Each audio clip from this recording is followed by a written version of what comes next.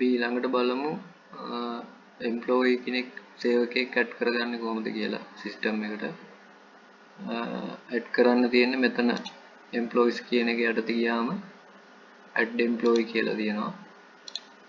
මෙතන employee number එකක් අපිට දාගන්න පුළුවන් තමන්ට කැමති විදියකට. එතකොට මේ නම්බර් එකෙන් තමයි යාව සේවකයව හඳුනා ගන්න පුළුවන් මේ නම්බර එකෙන්. හරි ඊට පස්සේ නම දාගමු අපි.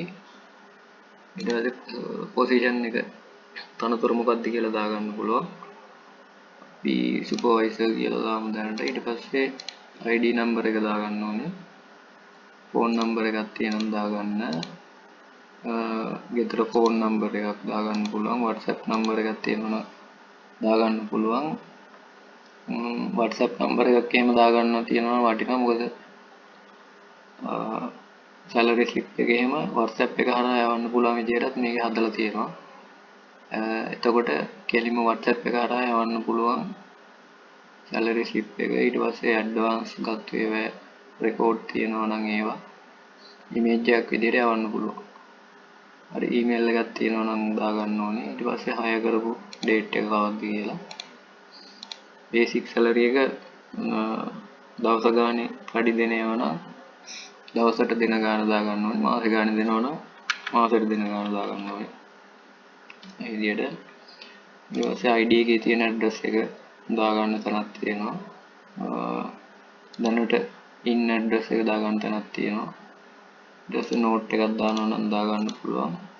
ඊට පස්සේ OT පැයකට කොච්චර ගෙවනවද කියලා මෙතන දාගන්න ඕනේ. ඔය විදිහට දාගන්න ඕනේ. ඊට පස්සේ මේ salary type එක මෙතන දාපු amount එක ඇටියට මෙතන තෝරන්න ඕනේ. එතකොට දැන් මේක monthly නම් monthly.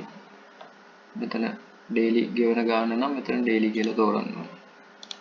හරි ඊට පස්සේ EPF ETF කැපෙනවා නම් මෙතන මේ ටික් දෙක දාලා enable කරගන්න ඕනේ. ඊට පස්සේ සේවකයාගේ ෆොටෝ එකක් දානවා නම් මේ විදිහට දාගන්න පුළුවන්. ඊට පස්සේ NIC identity photo දානවා නම් මේ විදිහට select කරලා දාගන්න පුළුවන්. හරි ඊට පස්සේ බැංකු විස්තර දාගන්න පුළුවන්. බැංකුවේ නම account number එක ඒ විස්තර ටික දාගන්න පුළුවන්. එතකොට ඔය විදිහට සම්පූර්ණ විස්තරයක් එතකොට සේවකයෙක් ඇඩ් කරනකොට ඇඩ් කරලන්න මේ දාගන්න පුළුවන්. හරි එතකොට මේක සේව් කරාට පස්සේ මේ විදිහට ඇඩ් වෙනවා. එතකොට මේ ක්ලික් කරාම මේ ෆොටෝ එකක් තියෙනම් ඒක බලා ගන්න පුළුවන්. මේක ක්ලික් කරාම ID විස්තර බලා ගන්න පුළුවන්. හරි. ඊට පස්සේ මෙතනින් view ගිහිල්ලා බලුවම මේ විදිහට පෙන්වනවා විස්තර. ඕන වෙලාවක එතකොට බලා ගන්න පුළුවන් සේවකයාගේ විස්තර මොනවද කියලා. මෙතනින් ගිහිල්ලා edit කරගන්න පුළුවන්. අවශ්‍ය නම් සේවකයාගේ විස්තර මේ විදිහට PDF එකක් විදිහට ගන්න පුළුවන්.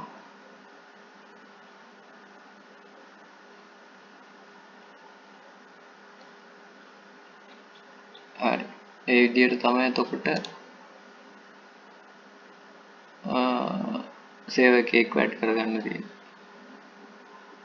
සේවකයා බැරි වෙලාවත් අයින් වෙනවා නම් මේ inactive කියන එක උනාට පස්සේ එයා එතකොට මේකෙන් අයින් වෙනවා. සිස්ටම් එකෙන් අවශ්‍ය නම් මෙතන inactive කියන එක තෝරලා ෆිල්ටර් කරාට පස්සේ ආයෙ එනවා. ආයෙ මේව ඇක්ටිව් කරගන්න පුළුවන්. ඔය විදිහට. හරි. ඒ විදිහට තමයි එතකොට එම්ප්ලොයි කෙනෙක් සිස්ටම් එකට ඇඩ් කරගන්න තියෙන්නේ. අපි ඊළඟ එකෙන් බලමු කොහොමද අනිත් ඒවා කරන්නේ.